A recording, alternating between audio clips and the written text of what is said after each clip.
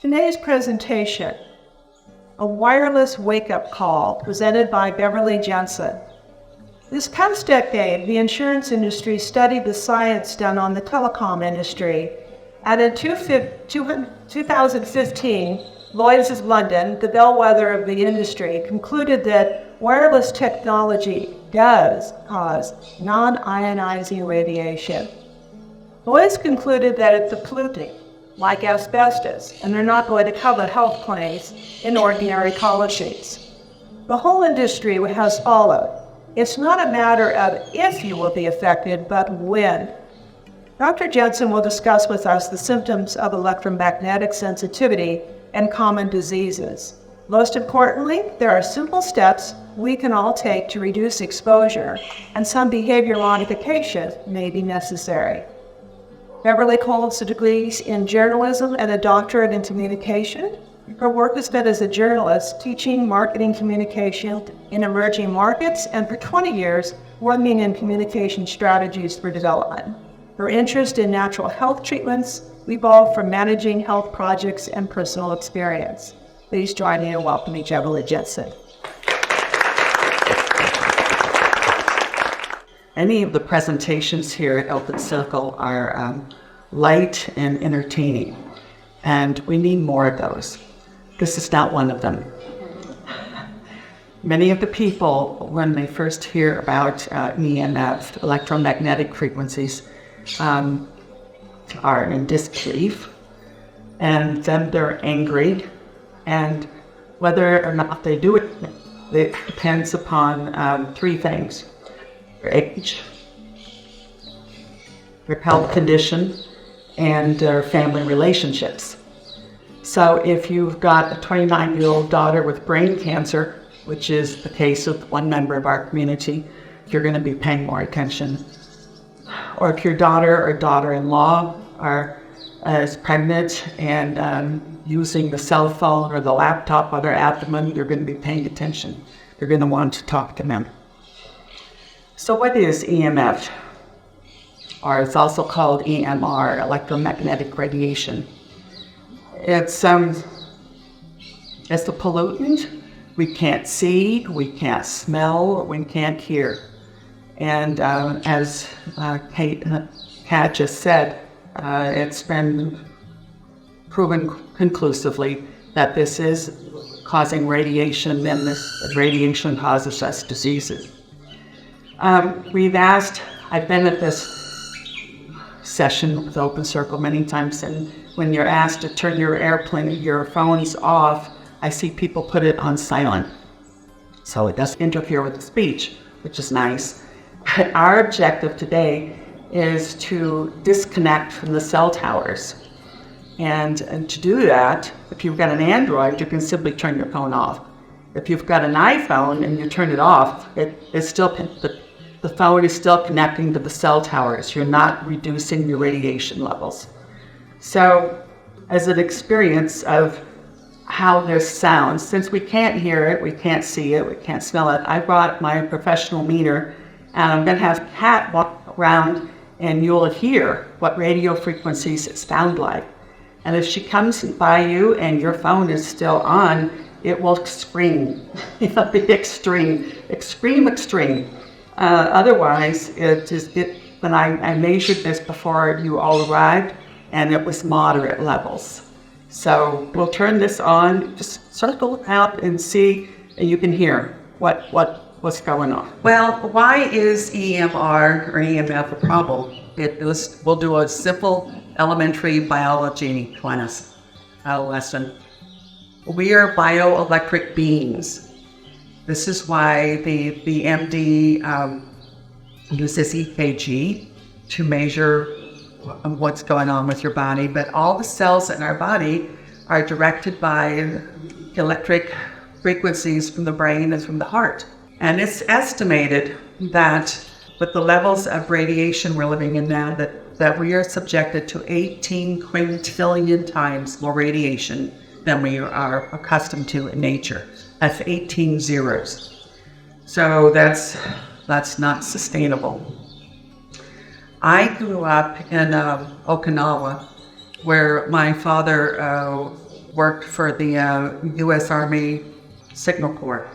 And he was developing satellite communication technology. In his workshop, he was in the civil service, so we stayed on the island for most of the decade while everybody else rotated every 2 years. It's a military base. And he was developing satellite communication technology, and in his workshop, most fathers' workshops had the tools of saws and hammers and wrenches. The tools at my dad's workshop were oscilloscopes and Geiger counters. He was measuring radiation. And every time we went into the workshop or tried to visit him, he would read us the Riot Act and drilled into our heads, if a device sends radio signals and receives radio signals, it's dangerous. Stay back. And he would turn these devices off when we came into the workshop. So let's think about this for a minute. If a device that sends radio signals and receives radio signals and is dangerous, and you understood this, you would never put the phone by your head. You would not put it in your breast pocket of your suit where it's going to be next to your heart. And it does cause heart schwannomas, a type of tumor. You would not put it in your pants pocket, not if you want to have children. There's been over 200 studies on the effects this has on the sperms. The girls should not be putting it in their back pants pocket because it cooks the ovaries, and girls are born with all the eggs they're going to have. You most certainly would not give it to a child.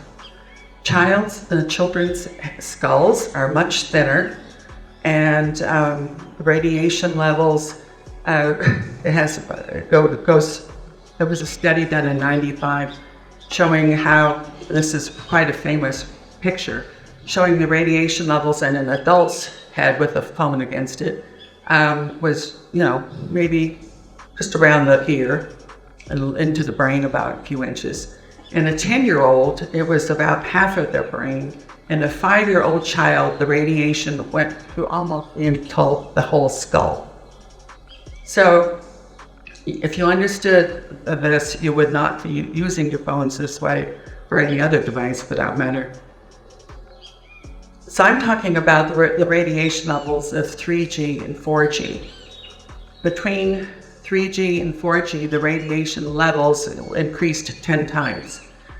And there's been one study out just last week or two from Sweden on how the radiation levels increase in an apartment in Sweden when the tower on the roof of this apartment building was changed from 4G to 5G.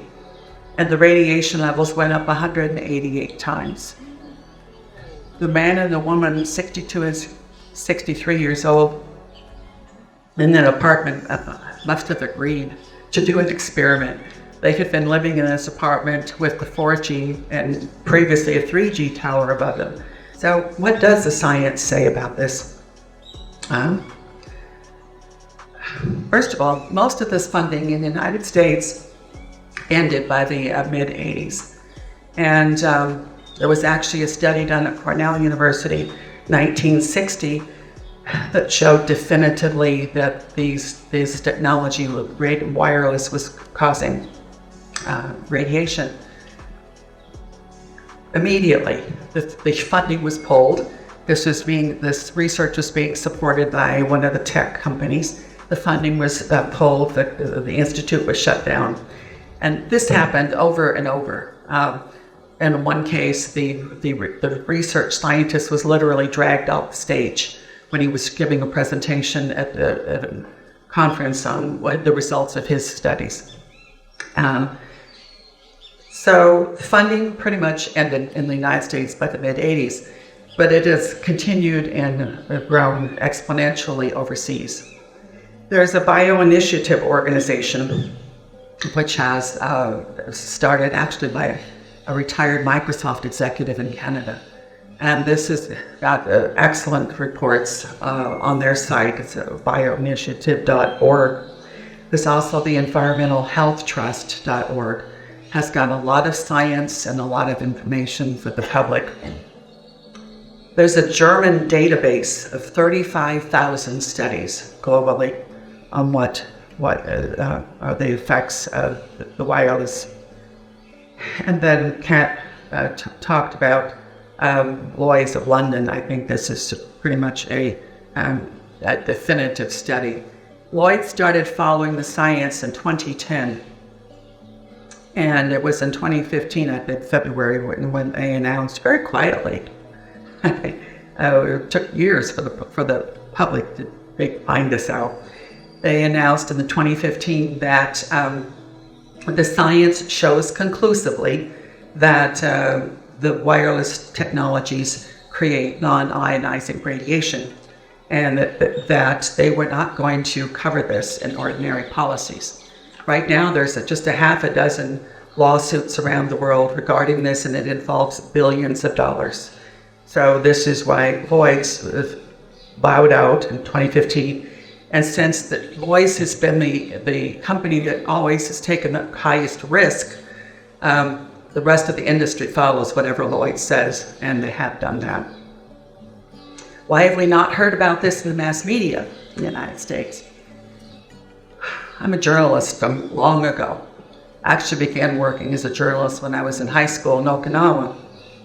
I went to the University of Missouri. Today, most of the mass media in the United States is a part of conglomerates. So whenever you got ownership of the mass media in a conglomerate, there's going to be conflicts of interest.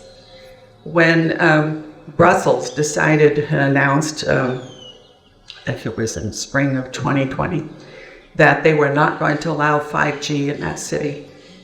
You never heard a word about it in the United States. I looked for it in the New York Times. I looked for it everywhere. The New York Times actually has $50 million invested in 5G. They're not going to put this in the news. I did find it in, of all places, Fargo, North Dakota. And it was reported by The Guardian, British press. That was the only report of that in the U.S. There's been quite a few cities and countries in Europe that have said they're not going to allow 5G. In fact, there's been a number of towns in the United States that's put cease and desist orders on the telecom companies. They're not going to allow this, but it's only a handful. We'll see what happens with the rest. So, what are the symptoms of this? I remember Dad's warning in 1999 when I bought the first cell phone in the family. My daughter was commuting on the Washington Beltway in 1999, and I wanted her to have some form of communication. She thought this was a present for her. I said, no, it's for me. And I said, never put it against your head. Use speakerphone when you're going to talk on it. Never carry it against your body. And when you're going to talk on it, make sure you're not in the car driving. Stopped. Be stopped, and don't keep conversations short. So I remember that in 1999. I did not remember it 20 years later when I'm here at Ahihit and I'm writing a book on, of all things, chronic disease. And I'm sitting 6 feet from a router, 8 to 10 hours a day, 6 days a week for 3 months. There should be labels on these routers. No, we would still be using them, but we should have labels on them that warn you, do not have this in an area that is the main living space. And some warnings. Anyway, I might have recovered from that, except I went from Mexico to Washington, D.C., and I haven't been into D.C. for 5 years. And those 5 years, the city has become smothered in EMF. And as I walked down the street, my arms would feel like they were itching, and the skin of my arms, and then it would feel like they were burning. And finally, I got close enough to towers, and cities are often disguised in architecture. They're not so obvious as many of them are. As I got closer to the tower, it felt like my skin was crawling. And these are classic signs of ionizing radiation. So what are some of the other symptoms? And you may be experiencing this. You may have friends who are, but headaches are most common. Tinnitus, continuous sounds ringing in your ears. Sleep disorders. 70 million Americans are suffering from sleep disorders. Heart palpitations, dizziness, fatigue, brain fog, and weakness in your legs. What happens with the radiation is your cells can no longer communicate. It's our body's natural condition to restore itself, to heal itself. But this radiation prevents the cells from communicating with each other so that we do not heal. And there we now have an epidemic of chronic disease. And 94% of the U.S. healthcare dollars is spent on chronic disease.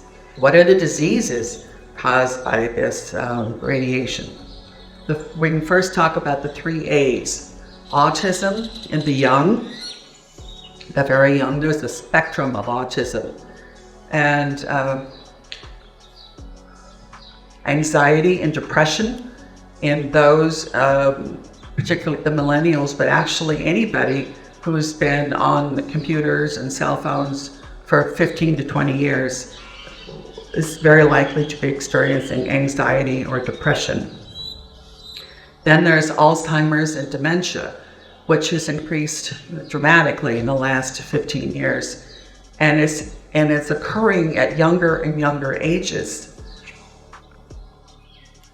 There's childhood leukemia is a fairly common result with the very young. Infertility. 1 in 6 couples cannot conceive, who are trying to.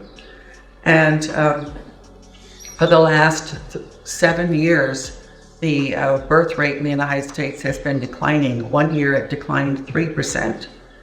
And the talk of miscarriages among my daughter's age group is as common as talking about having a cold. And now, since COVID, the miscarriage rate has increased 1,100% in the last 2 years. Heart tumors and brain tumors. This became very obvious in 2 multi-year studies that were done. One in the United States by the National Toxicology Program that went on for 7 or 8 years.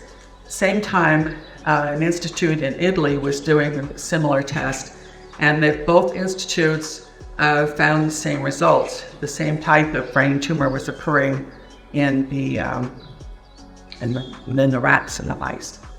The rats and the mice, they are genetically and biologically and behaviorally quite related to humans. So that's why they are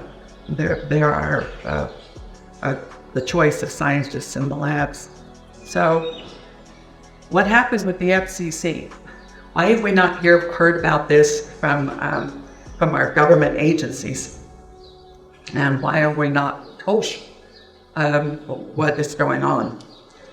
The FCC has the dubious honor of being called the first agency that was, I think it started the title of captured agency. It has been run, especially since the mid-'80s, managed and controlled by the people in the industry who it's supposed to be regulating. So that hasn't worked well. And the radiation levels in the United States, Canada, and the UK are 100 times what the permitted levels are in Russia and China and many countries in Europe. And so in 2013, one of the government offices, I think it was the Office of Accountability, told the FCC to review the science again, because the standards had been set in 1996 and had never been changed, even though there's been thousands of studies done since 1996. So in 2013, the Government Accountability Office told the FCC, go back and look at the science and reevaluate this. For a few years, they opened up a comment section and they got hundreds of scientific studies submitted and comments from scientists and physicians and the public that was concerned. And after allowing that open discussion, they concluded, and this is still, the agency is still being controlled by the industry that's supposed to be regulating it. They concluded it was fine. They left it alone. This announcement came out in December of 19, and I think it was a few weeks later, the Environmental Health Trust and the Children's Health Defense filed a lawsuit against the FCC, which they lost. The FCC lost, and the court ruled in August of 20 that the FCC had not, here's what they said, the Commission's cursory analysis of material record evidence was insufficient as a matter of law. Go back and look at it again. What can you do? What should you do? And I've talked to a number of people who say, oh, I know this is terrible, but they seem sort of helpless to actually do anything about it. So, but there are some very specific steps that can make an immediate dramatic reduction in your radiation levels. And the first one is to get the router out of the living room. I'm not going to ask you to raise your hands, but just about every home I go into, the router is there in the living room. And the router, other than depends on how you're using your phone or if you're using a cell phone, but the router is probably the highest in, I don't know, it's one of the worst. And it should be moved into the least used room in the house, which most definitely cannot be a bedroom. It can be covered with what's called a Faraday cage. And the Faraday cage can be a shielding fabric, or it can actually be a metal mesh that will block the radiation coming from it. And it should be turned off when you go to bed. And you can buy a little device for $10 that will automatically turn that off so you don't have to think about it. But it would actually be best just to have it off whenever you're not using the computer. So move the router out of the living room. Don't buy smart appliances. You do not need your refrigerator to tell you when you need to go buy milk. You know, the idea that we need I don't know what these are supposed to be telling us, but what they are doing is they're sending signals to the smart meter, which is another thing that you should not do, should not allow, opt out of, or put a guard over it. The smart meter's been causing a great deal of health problems. But don't buy the smart appliances, because they're beaming Wi-Fi all around your home if you've got the smart meter, which, I mean, I don't know what the situation in Mexico. I know in many areas it's common.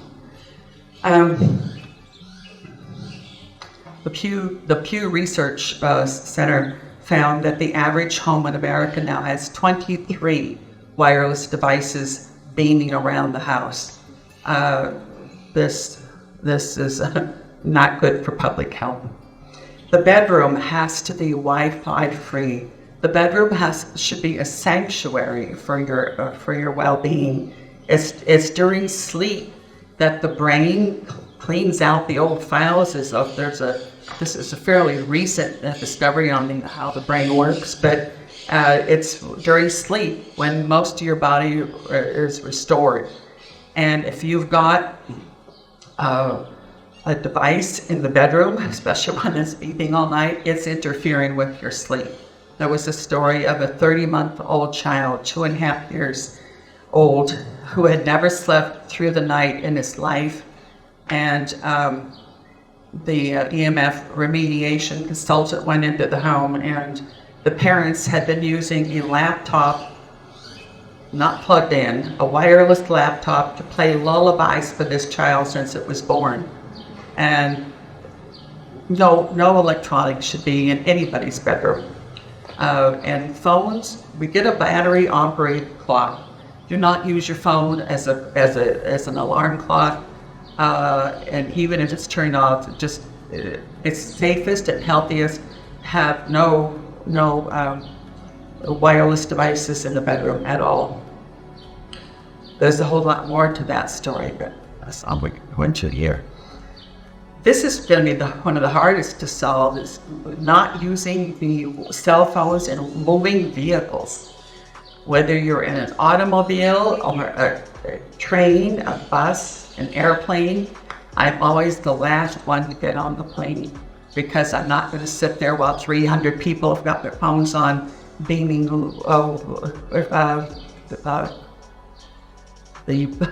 putting the beams all around the aircraft.